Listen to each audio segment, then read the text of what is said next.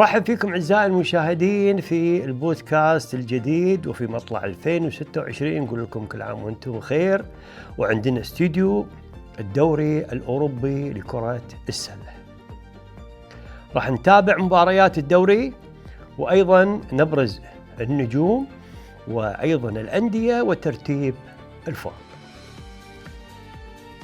في أوروبا كرة السلة مو مجرد لعبة، بل صراع مدارس وعقول وتفاصيل.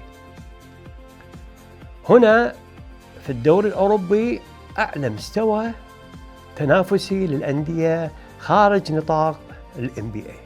هنا إيرو ليج باسكتبول، بطولة تجمع نخبة القارة 20 نادياً، موسم طويل وصراع لا يهدأ حتى الجولة الأخيرة. إيرو باسكتبول ليج هو أعلى بطولة للأندية في أوروبا، تمثل قمة المنافسة القارية وتضم أندية بتاريخ عريق وجماهيرية هائلة. بطولة لا تلعب باسم الدول، بل باسم الأقوى فنياً والأكثر جاهزية على أرض الملعب. من يشارك في هذه البطولة؟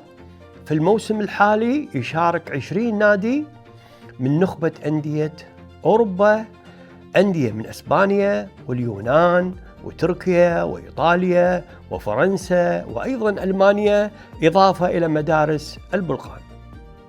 تنوع يجعل كل مباراة مواجهة مختلفة بأسلوب مختلف باختلاف مدارس التدريب.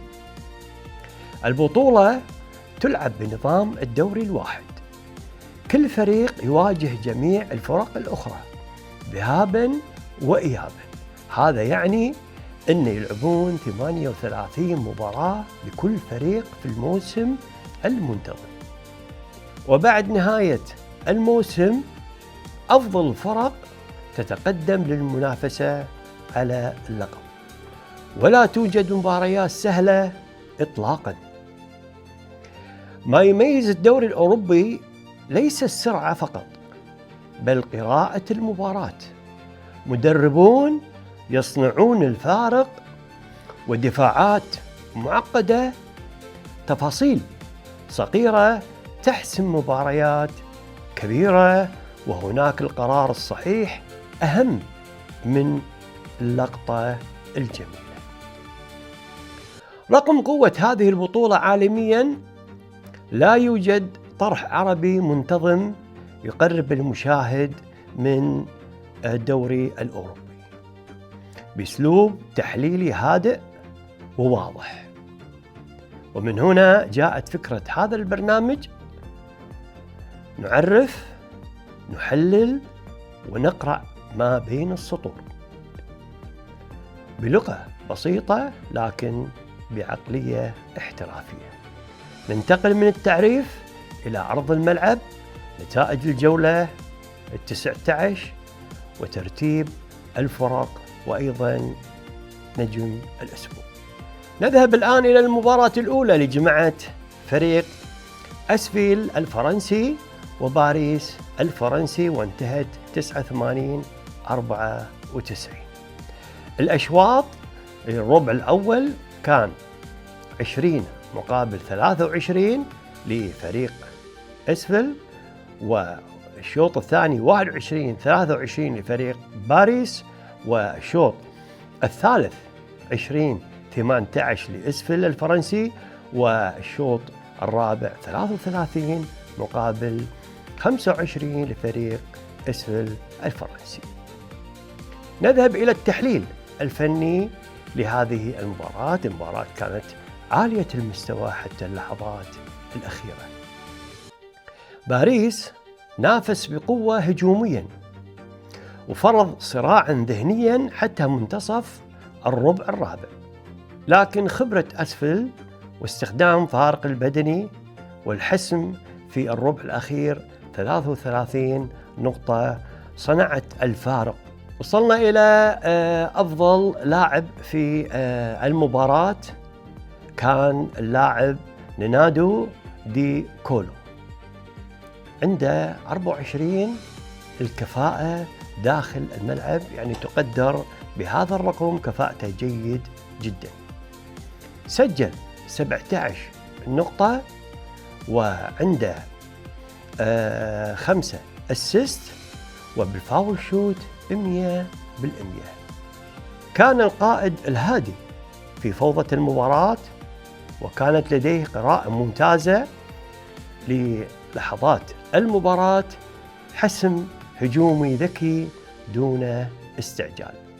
نذهب إلى من نادي باريس، كان هناك لاعب أيضا نادر هيفي يلعب في موقع الجارد، حصل على BIR اللي هو 30 كفاءته 30، يعني أفضل من لاعب اللي هو أسفل.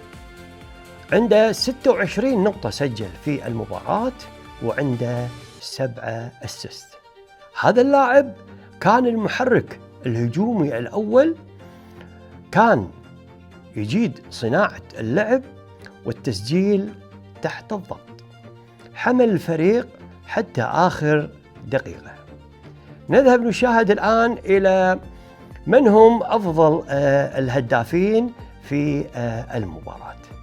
عندنا ويستون من أسفل سجل 28 نقطة، وعندنا أيضا هيفي سجل 26 نقطة، ونجمنا ديكولو سجل 17 نقطة.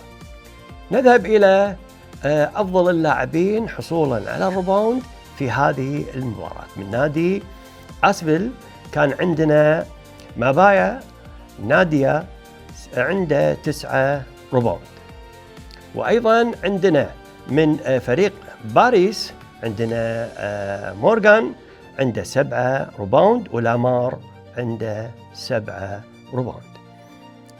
لنذهب نشاهد أيضاً في الأسيست من كان يعني أكثر تأثيراً في المباراة في الأسيست في نادي أسفل. عندنا ثوماس عنده 8 أسيست، ومن باريس عندنا نادير هيفي 7 أسيست. كان عنده صناعة اللعب، كانت حاضرة للطرفين. أسفل حول التمريرات إلى نقاط أكثر فاعلية في المباراة.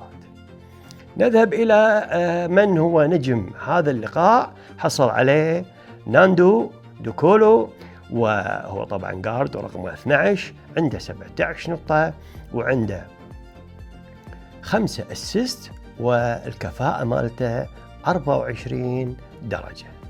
هنروح نشوف وياكم اللاعبين، وبالنسبة للمقارنة بين اللاعبين اللي هو على اليسار أسفل وعلى اللي هو اليمين فريق باريس. شوف معي.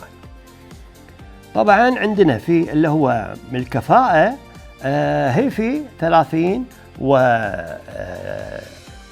عنده 24. خلينا نشوف من ناحية النقاط. هيفي أيضا عنده 26، ووستن عنده 28 نقطة سجل.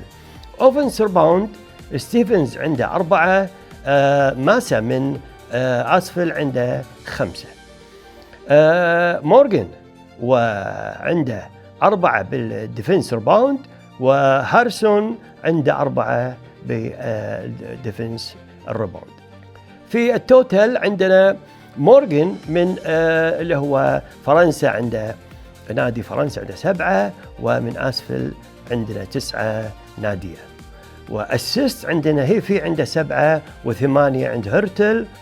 بالستيل عندنا دوكوسي عنده 2 وناديا عنده 4. بالبلوك 1 لكافالير وناديا عنده 1 بلوك. نروح إلى ترنوفر. دوكوسي عنده 3 ترنوفر، أجينكا عنده 2 ترنوفر. نشوف في التو بوينت عندنا دوكوسي عنده 100%، وأيضا لايتي عنده 100% بالثري بوينت. كافالير عنده 100% بالثري بوينت، ووستن عنده 62.5 بالثري بوينت. بالفاول شوت مبايا عنده 100% وديكولو عنده 100%. هذه كانت إحصائية عن اللاعبين، وراح نراويكم الآن إحصائية شاملة عن أداء اللاعبين داخل الملعب. شوف معاي هذه الإحصائية. طبعا راح نشوف هذه الإحصائية كلها، راح نركز على اللاعب رقم 12 اللي هو ديكولو، مسجل 17 نقطة. وأيضا نشوف تحته عندنا لاعب رقم 30 واستون عنده 28، وهما أفضل مسجلين في هذه المباراة لنادي أسفل الفرنسي.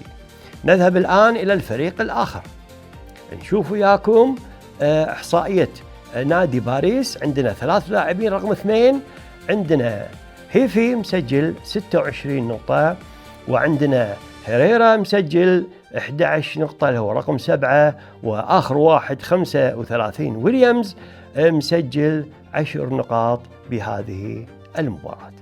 نذهب الآن إلى الملعب، ودائما أنا أفضل أشاهد هذه الإحصائية علشان فيها الكثير، تحكي الكثير ما حدث طول المباراة. شاهد معاي بالجانب الأيمن فريق اللي هو باريس. طبعا العلامة اللي هي الغامجة أو البنفسجية هي العلامة الناجحة، والدائرة البيضاء هي الرميات الغير ناجحة. شوف التركيز كان خاصة من جانب اليسار جانب الملعب كان لنادي باريس مسدد على يفضل يسدد بهذا المكان بالثلاثيات، وأيضا ما في كثافة داخل منطقة الزون. نذهب إلى اليسار نادي أسفل الفرنسي، شوف كثافة عنده داخل الزون، وأيضا كان متنوع بالتسديدات من الداخل. خلينا نشوف وياكم المفاتيح الفنية لهذه المباراة. في الربع الرابع انتهى لصالح أسفل 33 مقابل 25 لفريق باريس. الخبرة مقابل الاندفاع، هذا ما فعله فريق أسفل. قرأ الوقت ولعب بإيقاع أعلى. الفعالية الذهنية، حسم الرميات الحرة، وكانت القرارات الهجومية قرارات متزنة.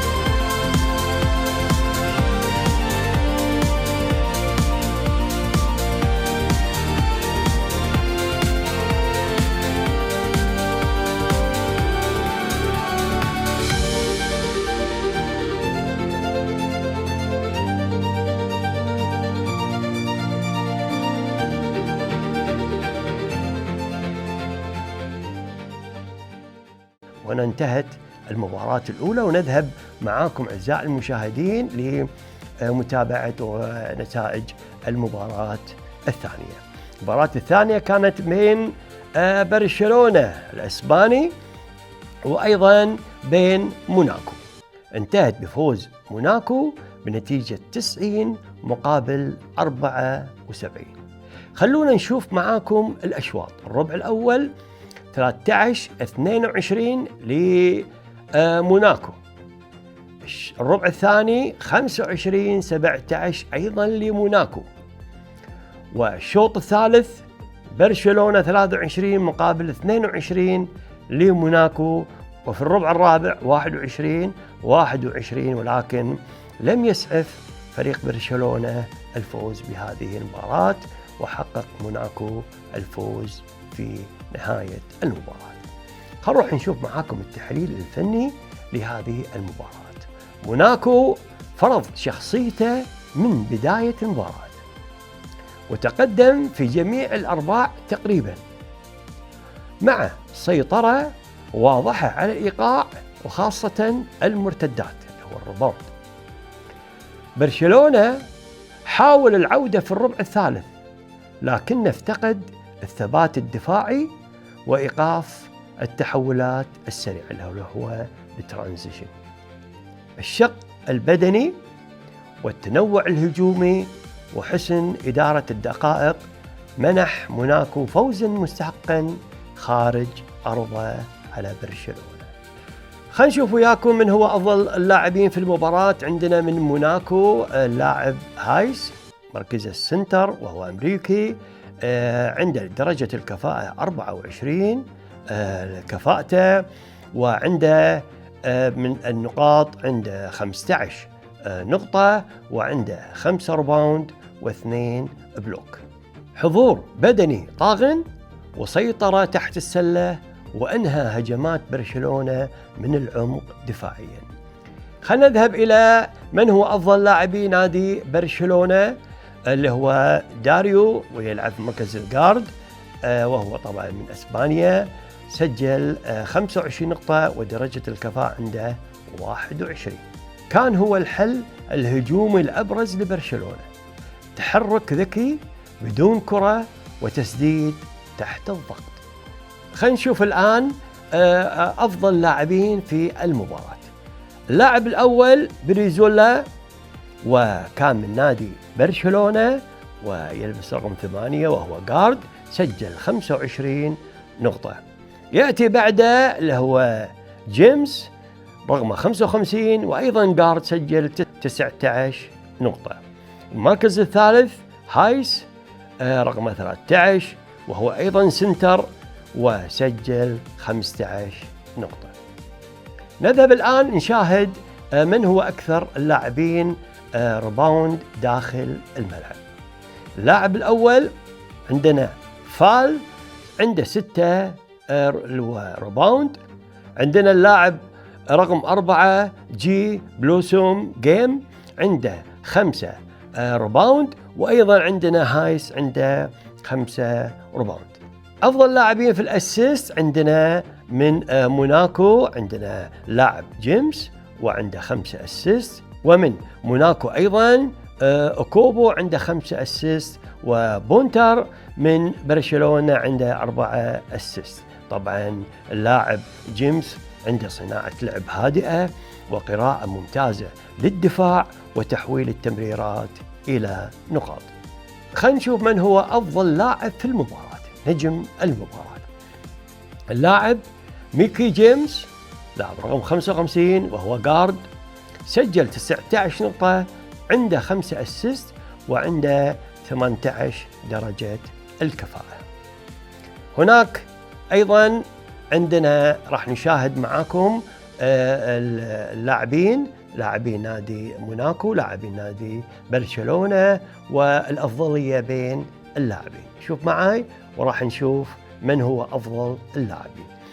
عندنا في بالكفاءة هايس عنده 24 وبريزولا عنده 21 درجة الكفاءة.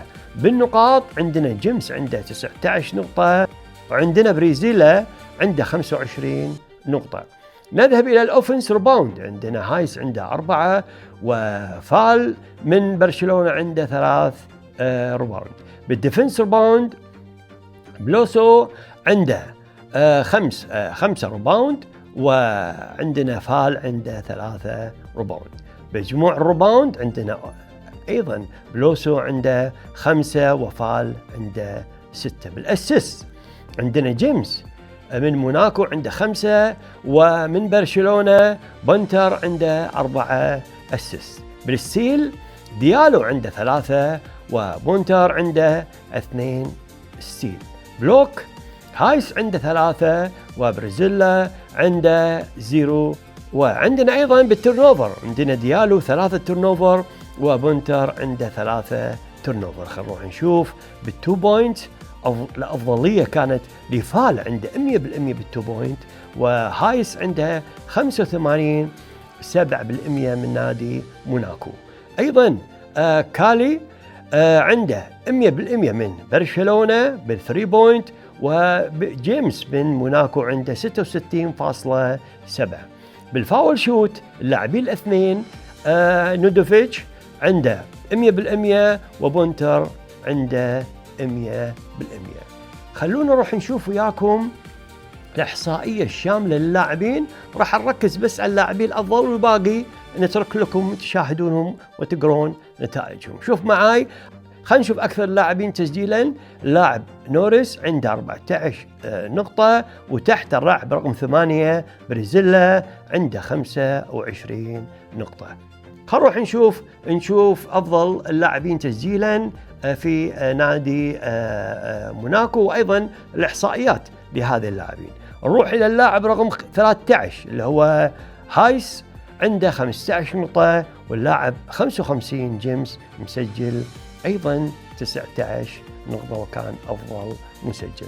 أنا دائماً في ختام كل تحليل أذهب إلى الملعب. خلينا نروح نشوف الآن ملعب اللي هو موناكو وبرشلونة. موناكو على جهة اليمين، وعندنا شوف تركيز كان يعني زخم داخل منطقة الزون للفريقين، بس خلونا نركز بالبداية على اليمين باللون البنفسجي، تركيز دائما داخل منطقة الزون، وهذا الصح يعني ما هو اللعب دائما بالخارج القوس.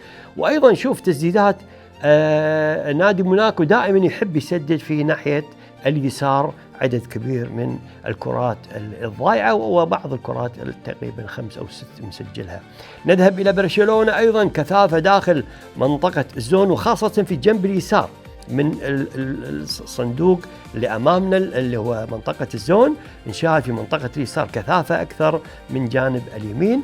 أيضا كان عنده تسديدات ثلاثيات هدر كثير من برشلونة خارج القوس. عندنا مفاتيح فنية لهذه المباراة. نادي موناكو عنده السيطرة على الأرباع.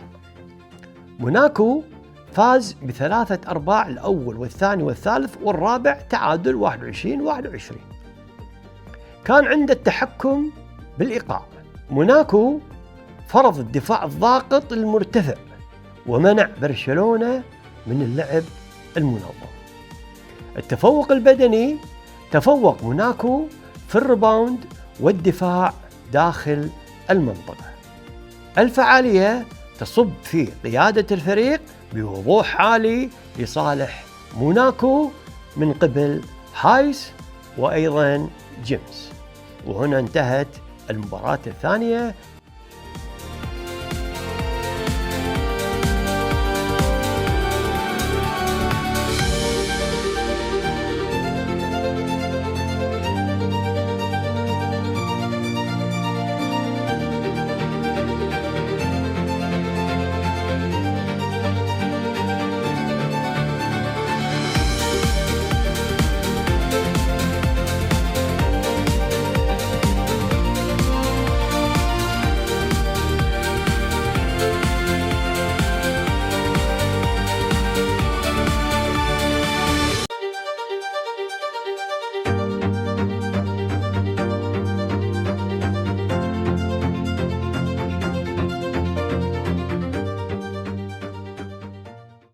نذهب معكم الآن للمباراة الأخيرة في هذا التحليل اليوم، تجمع بين فريق فالنسيا وفريق بارتيزان من إسبانيا وصربيا، وانتهت نتيجة 86-73 لنادي فالنسيا. الربع الأول فالنسيا 18 وعندنا بارتيزان 22. الربع الثاني 25 فالنسيا 21 لبارتيزان. والربع الثالث 22-20 لصالح فالنسيا. الربع الرابع شوف الفارق الآن 21 مقابل 10 لصالح فالنسيا.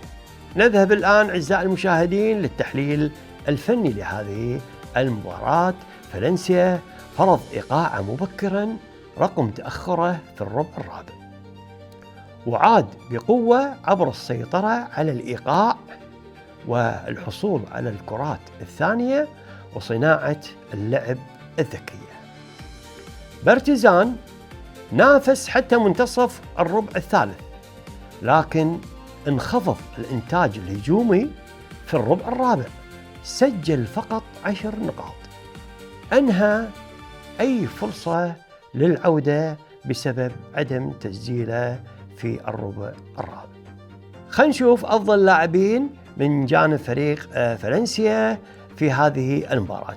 عندنا اللاعب ثومسون وهو يلعب مركز الجارد وأمريكي، وعنده كفاءة 22 وسجل 17 نقطة، عنده 6 أسيست وعنده 3 ستيل. قاد المباراة ذهنيا، تحكم بالإيقاع، قراءة ممتازة للدفاع وضربات حاسمة في الربع الرابع. نذهب إلى أفضل لاعب من نادي صربيا. عندنا اللاعب إيزاك، عنده 17 نقطة، الكفاءته كانت 23 أعلى واحد في المباراة، وعنده 7 ريباوند، وكان الأكثر ثباتا هجوما، تحمل العبء البدني وسجل من تحت السلة ومن البيس لاين. نذهب الآن إلى أفضل اللاعبين تسجيلا في المباراة. أفضل لاعبين تسجيلا في المباراة عندنا بونغا سجل 17 نقطة، وعندنا ثومسون سجل 17 نقطة، وعندنا براون سجل 15 نقطة. نذهب الآن لنشاهد اللي هو أفضل لاعبين ريباوند. عندنا بارديلا عنده 7 ريباوند، وعندنا ناتي عنده 7 ريباوند. أيضا خلينا نروح نشوف إحصائية من هو الأفضل في الأسيست في هذه المباراة. نشوف اللاعب ثومسون من فالنسيا عنده 6 أسيست، وعندنا نيك من بارتيزان وعنده 6 أسيست. لنذهب الآن نشاهد من هو أفضل لاعب ونجم هذه المباراة. عندنا داريوس ثومسون وهو رقم 13 جارد، ومن نادي بارتيزان، سجل 17 نقطة وعنده 6 أسيست، وكفاءته كانت 22 درجة. خلنا نذهب نشاهد معاكم كفاءة اللاعبين الفريقين خلال المباراة. من درجة الكفاءة عندنا لصالح بارتيزان 23 مقابل 22 لاعب بونغا وثومسون من نادي فالنسيا. في النقاط 17 بونغا وثومسون، ومتعادلين في النقاط. في اوفنس ريباوند 2 لبونغا و5 لساكو. في ديفنس ريباوند جونز عنده 6 وباريلا عنده 6 ريباوند. مجموع الريباوند بونغا عنده 7 وباريلا عنده 7. بالاسيست كلاثس من بارتيزان عنده 6، وعندنا من فالنسيا عنده أيضا 6 أسيست. بالستيل بونغا عنده 2 ستيل، ثومسون من اللي هو فالنسيا عنده 3 ستيل، بونغا عنده 1 بلوك، وكاستيلو عنده 1 بلوك، وبراون عنده 4 بالترنوفر و3 ترنوفر على باديو. خلينا نشوف الآن بالتو بوينت. فرناندو 100% بالتو بوينت تسديداته، وثومسون عنده 100%. بالثري بوينت عندنا واشنطن عنده 100%، وأيضا عندنا كاستيلو عنده 100%. جونز في الفاول شوت أيضا عنده 100%، وأيضا باديو عنده 100%. بعد ما شاهدنا المقارنة بين الفريقين، خلينا نروح نشوف إحصائيات اللاعبين داخل المباراة. شوف معاي هذه الإحصائية اللي هي لنادي فالنسيا. عندنا 3 لاعبين هم اللي كانوا بارزين. اللاعب رقم 0 باديو مسجل 14 نقطة، وعندنا روفرز مسجل 14 نقطة، وعندنا مونتيرو عنده 13 نقطة، وأفضل لاعب ثومسون عنده 17 نقطة. نذهب الآن إلى اللي هو فريق نادي بارتيزان الصربي. شوف معاي أفضل اللاعبين اللي هو عندنا رقم 12 براون مسجل 15 نقطة، وبونغا مسجل 17 نقطة. خلينا نشوف معكم الملعب، وخلينا نشوف وين كانت الكثافة في تسديدات الكرة. عندنا شوف على اليمين نادي بارتيزان الصربي. شوف الكثافة داخل منطقة الزون، أيضا التركيز في الثلاثيات على اليمين وجهة اليسار، وأيضا في منتصف الملعب. وبالجانب الآخر اللي هو نادي فالنسيا مسجل عنده كثافة داخل منطقة اللي هو الزون، وأيضا عنده تنوع في التسديد من الثري بوينت، ولكن التسديدات اللي هي ميديم شوت اللي نادي اللي هو فالنسيا عنده فقط 4. خلينا نشوف نادي بارتيزان عنده 5، يعني ما عندهم الميديم شوت بكثافة تستقل داخل المباراة. خلينا نشوف الآن مفاتيح الفنية لهذه المباراة. الربع الرابع فالنسيا سجل 21 نقطة وبارتيزان سجل 10 نقاط، وهذا كان سبب رئيسي لخسارة فريق بارتيزان. التحكم بالكرة، بارتيزان عنده 14 ترنوفر مقابل 10 ترنوفر لفريق فالنسيا. الفعالية كان فريق فالنسيا عنده 105، جدا عالية فعاليته كفاءته داخل الملعب. بارتيزان كان 77%.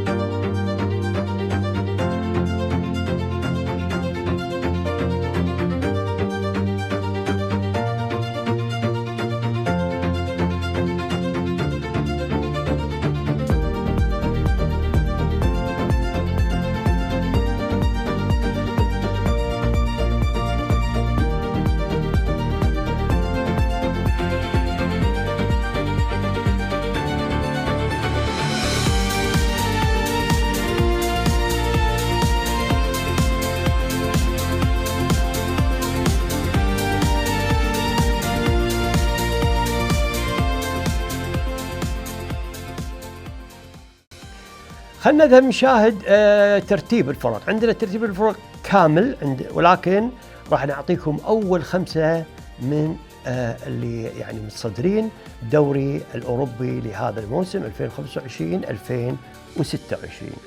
متصدر فالنسيا المركز الأول، وعندنا أكتور أثينز هو الثالث من اليونان، وعندنا موناكو في المركز الرابع، وبرشلونة في المركز الخامس. وراح أترك لكم باقي الترتيب تشوفون. بعد ما شفنا أعزائي المشاهدين ترتيب الأندية في الدوري الأوروبي لكرة السلة الموسم 2025-2026، نكون هنا وصلنا إلى ختام هذا البودكاست. نتمنى نكون قدمنا لكم وجبة خفيفة مسلية وتعليمية وشرح عن الدوري الأوروبي لكرة السلة. راح يكون عندنا إن شاء الله حلقة ثانية، قد تكون حلقتين في الأسبوع لأن يلعبون طوال الأسبوع. كذي وصلنا إلى الختام، ولكم تحياتي وليد محارب القحطاني.